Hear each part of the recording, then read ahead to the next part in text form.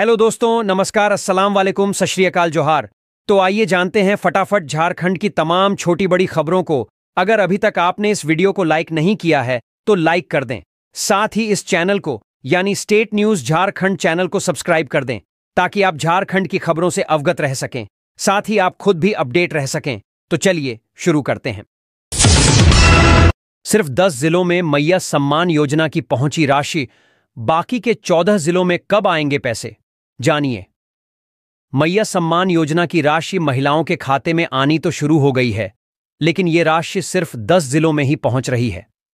3 महीने की राशि एक साथ यानी 7,500 रुपये महिलाओं के खाते में आए हैं। हजारों लाभार्थी महिलाओं के खातों में जनवरी, फरवरी और मार्च महीने की राशि ट्रांसफर होनी शुरू हो गई है। हालांकि फिलहाल सिर्फ झारखंड के 10 जिलों की महिलाओं को इस योजना का लाभ मिल रहा है। बाकी बचे 14 जिलों की महिलाओं को भी सोमवार मंगलवार तक इस योजना की राशि मिल जाएगी। बताया जा रहा है कि पहले चरण में 10 जिलों की महिलाओं को लाभ मिल चुका है, जबकि बाकी जिलों की महिलाओं को जल्द ही इस योजना का लाभ मिलेगा।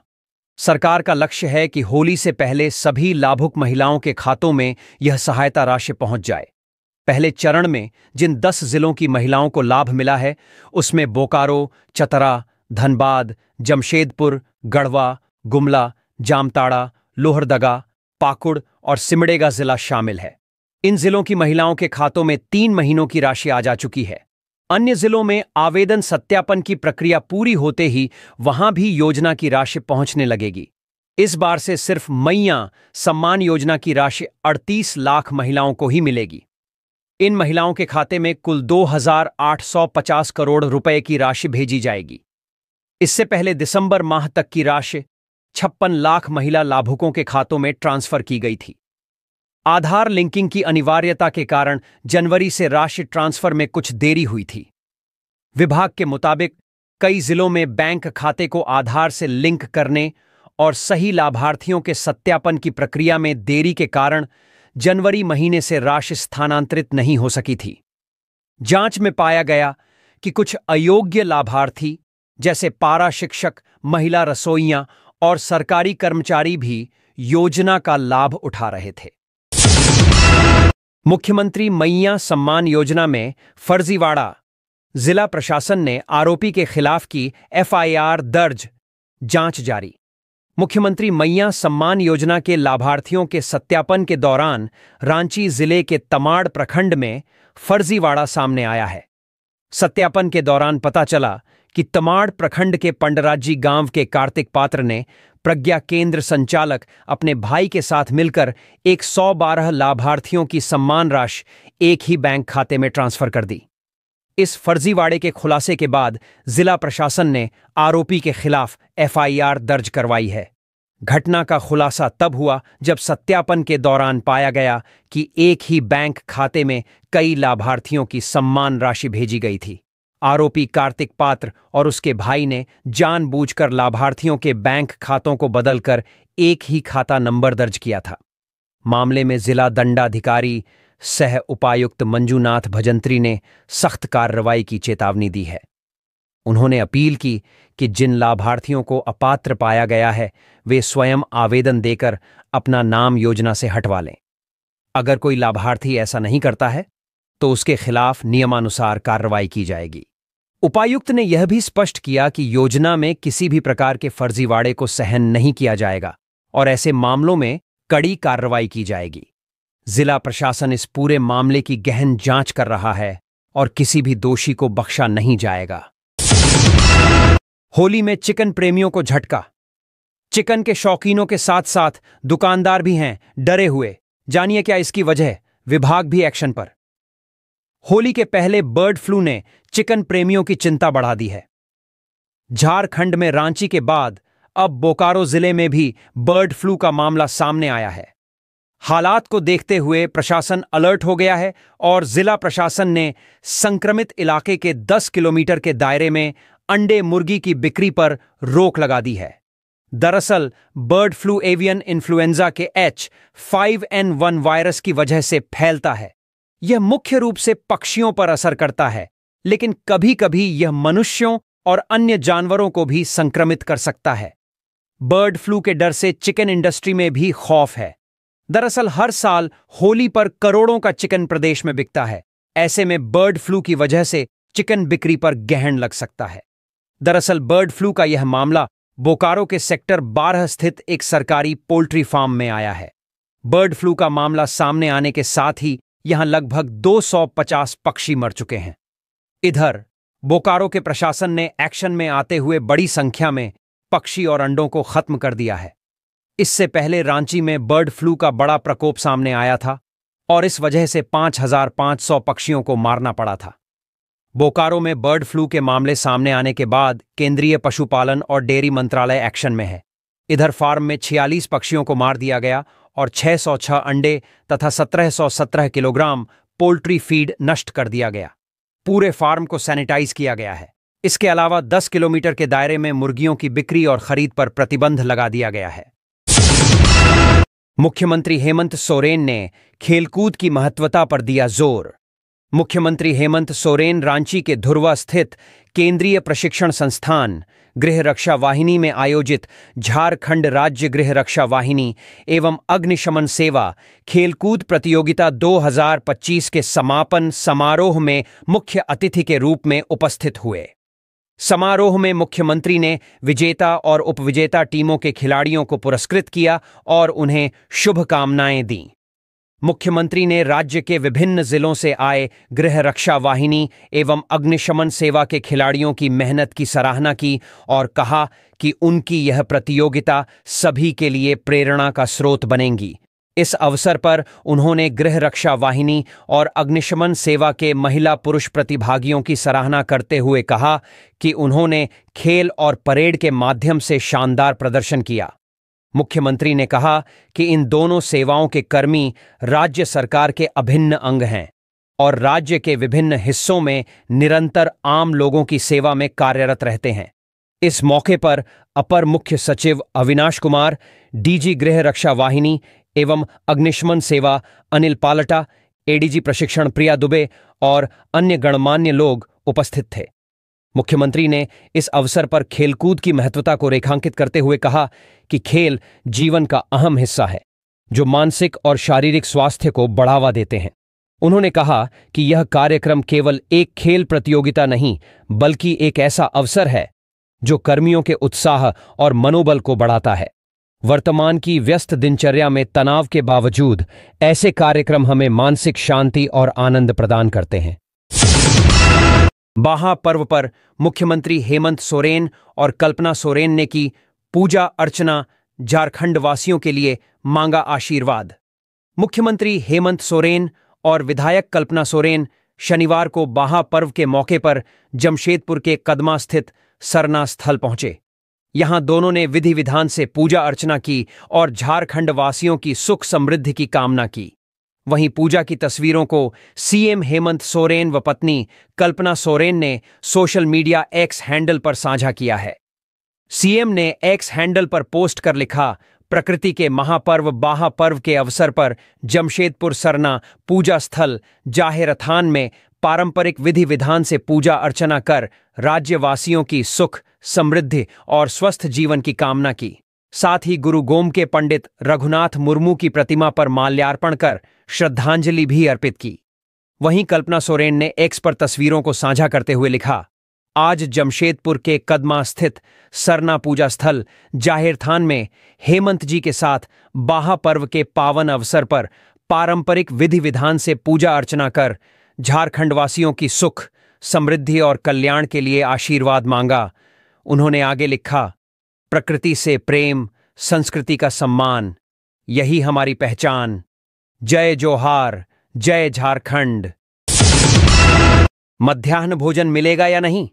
8वीं बोर्ड परीक्षा के दौरान कंफ्यूजन हुआ खत्म, सभी डीईओ को जारी हुआ निर्देश। जैक की ओर से आयोजित 8वीं कक्षा की बोर्ड परीक्षा 10 मार्च से शुरू हो गई है। 8वीं कक्षा की बोर्ड परीक्षा 2 पालियों में होनी है। परीक्षा के दौरान बच्चों को मध्याह्न भोजन मिलना है या नहीं, इसे लेकर काफी कंफ्यूजन था, लेकिन अब शिक्षा विभाग ने इसे लेकर स्थिति साफ कर दी है। राज्य में परीक्षा के दिन भी बच्चों को मध्याह्न भोजन देने का निर्देश दिया गया है।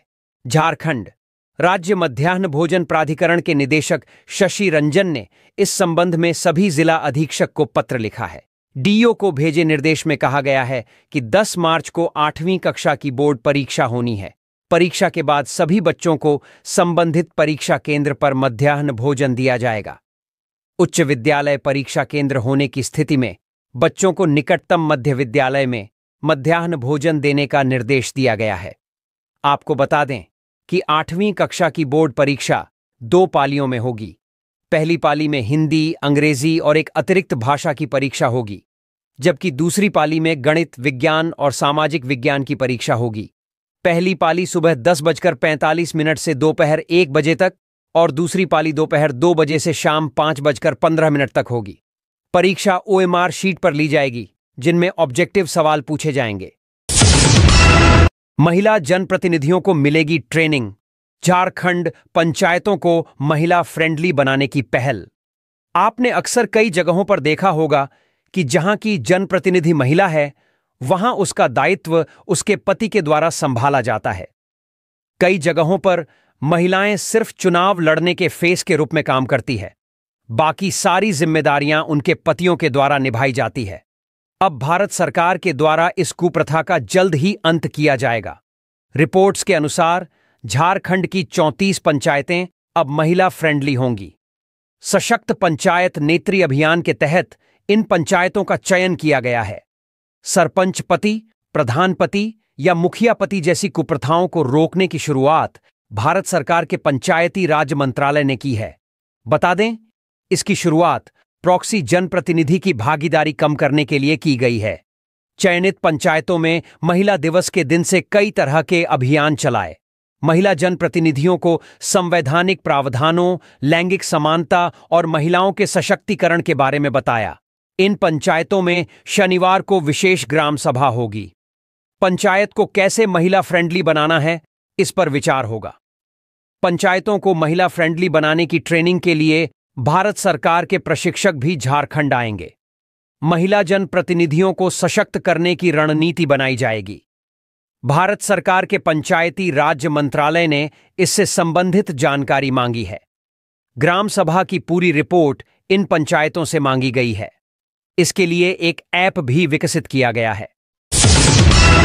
महिला सशक्तिकरण के लिए झारखंड सरकार का बड़ा कदम, विधायक कल्पना सोरेन ने की घोषणा। विधायक कल्पना सोरेन से शनिवार को कांके रोड, रांची स्थित मुख्यमंत्री आवासीय परिसर में विभिन्न समूहों से पहुंची महिलाओं ने मुलाकात की। इस अवसर पर विधायक कल्पना सोरेन ने राज्य की समस्त महिलाओं को अंतर्राष्ट्रीय महिला दिवस की हार्दिक बधाई एवं शुभकामनाएं दी। विधायक से मिलने पहुंची महिलाओं ने उन्हें ज्ञापन के माध्यम से अपनी कुछ मांगों एवं भावनाओं से अवगत कराया। मौके पर विधायक कल्पना सोरेन ने महिलाओं को संबोधित करते हुए कहा कि मुख्यमंत्री हेमंत सोरेन के कुशल नेतृत्व में राज्य सरकार झारखंड की महिलाओं को शैक्षणिक, सामाजिक एवं आर्थिक रूप से सशक्त एवं आत्मनिर्भर बनाने का निरंतर प्रयास कर रही है। विधायक ने कहा कि जल्द ही राज्य सरकार द्वारा महिलाओं के बैंक खाते में मुख्यमंत्री मैया सम्मान योजना की राशि भेजी जाएगी।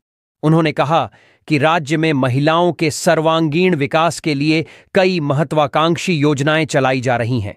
विधायक ने कहा कि मुख्यमंत्री के नेतृत्व में राज्य की महिलाओं को उनका हक अधिकार देने का कार्य किया जा रहा है। उन्होंने कहा कि दिन प्रतिदिन झारखंड सकारात्मक दिशा की ओर आगे बढ़ रहा है। राज्य की महिलाओं के त्याग, संघर्ष और तकलीफ को राज्य सरकार ने करीब से देखा है। मुख्यमंत्री चाहते हैं कि यहां की महिलाओं के चेहरे पर सदैव खुशी झलकती रहे। राज्य सरकार महिलाओं की हर समस्या का समाधान करने का प्रयास कर रही है। सभी को सामाजिक न्याय का अवसर प्रदान किया जा रहा है। विधायक ने कहा कि महिला सशक्तिकरण विकसित झारखंड के निर्माण का आधार बनेगा। उन्होंने कहा कि राज्य में एक संवेदनशील और मजबूत सरकार के गठन में आप सभी महिलाओं का पूरा सहयोग प्राप्त हुआ है। राज्य की महिलाओं को प्रत्येक क्षेत्र में सम्मान देते हुए आपकी अपनी अबुआ सरकार आगे बढ़ रही है। विधायक कल्पना ने सभी महिलाओं को पुनः एक बार अंतर्राष्ट्रीय महिला दिवस की हार्दिक बधाई एवं अशेष शुभकामनाएं दी। मौके पर उपस्थित विभिन्न समूह की महिलाओं ने भी विधायक के प्रति आभार जताया। महिलाओं ने विधायक से कहा कि मुख्यमंत्री हेमंत सोरेन के नेतृत्व में राज्य सरकार द्वारा यहां की नारी शक्ति के कल्याणार्थ किए जा रहे कार्य काफी प्रशंसनीय एवं सराहनीय है। झारखंड की महिलाओं के प्रति राज्य सरकार का संवेदनशील और कृत संकल्पित प्रयास देश भर में अनुकरणीय बना है। मौके पर उपस्थित महिलाओं ने विधायक सोरेन को अंतर्राष्ट्रीय महिला दिवस की हार्दिक बधाई एवं शुभकामनाएं दी। मौके पर विधायक अमित महतो उपस्थित थे। जामताड़ा में बनेगा महिला डिग्री कॉलेज, मंत्री इरफान अंसारी ने रखी आधारशिला। जामताड़ा जिले को शिक्षा के क्षेत्र में प्रदेश के स्वास्थ्य मंत्री इरफान अंसारी ने बड़ी सौगात दी है। करमाटांड के बगरीडीह गांव में महिला डिग्री कॉलेज के निर्माण की आधारशिला मंत्री इरफान अंसारी ने रखी। करोड़ों की लागत से बनने वाले इस महिला डिग्री कॉलेज के निर्माण से स्थानीय छात्राओं को उच्च शिक्षा के लिए बाहर जाना नहीं पड़ेगा। दरअसल इस क्षेत्र में महिला डिग्री कॉलेज नहीं रहने के कारण छात्राओं को आगे की पढ़ाई करने के लिए मजबूरन बाहर जाना पड़ता था। ऐसी स्थिति में इस क्षेत्र में महिला डिग्री कॉलेज बनने से पढ़ने वाली छात्राओं को बाहर जाना नहीं पड़ेगा। अब उन्हें अपने जिले में ही उच्च शिक्षा मिलेगी। स्वास्थ्य मंत्री इरफान अंसारी ने आगे कहा कि अब इस क्षेत्र की बच्चियों को उच्च शिक्षा के लिए बाहर जाना नहीं पड़ेगा। काफी बरसों से बच्चियों के लिए एक महिला डिग्री कॉलेज की मांग हो रही थी। आज हमारी सरकार ने इस मांग को पूरा किया है। मंत्री ने इसे हेमंत सरकार की बड़ी उपलब्धि बताई है। आपको बता दें कि लड़कियों के लिए जामताड़ा जिले में कोई डिग्री कॉलेज नहीं है। ऐसे में सुदूर ग्रामीण क्षेत्र से बच्चियों को या तो बीच में ही पढ़ाई छोड़नी पड़ती थी या फिर जामताड़ा से दूसरे जिले में जाकर शिक्षा हासिल करनी पड़ती थी।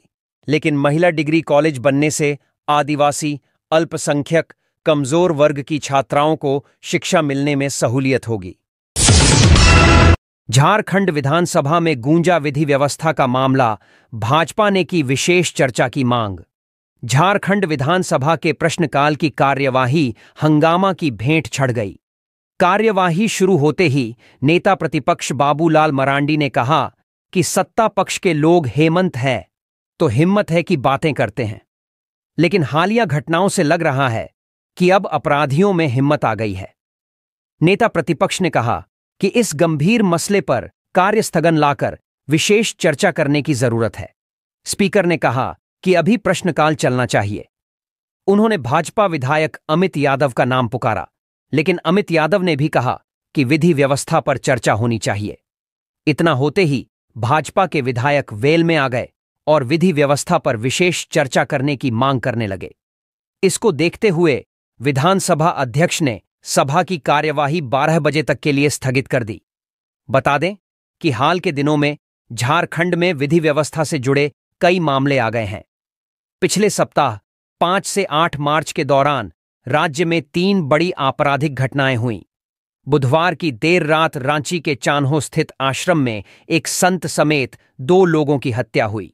जब 7 मार्च को राजधानी रांची में दिन दहाड़े कोयला कारोबारी विपिन मिश्रा पर जानलेवा हमला हुआ था।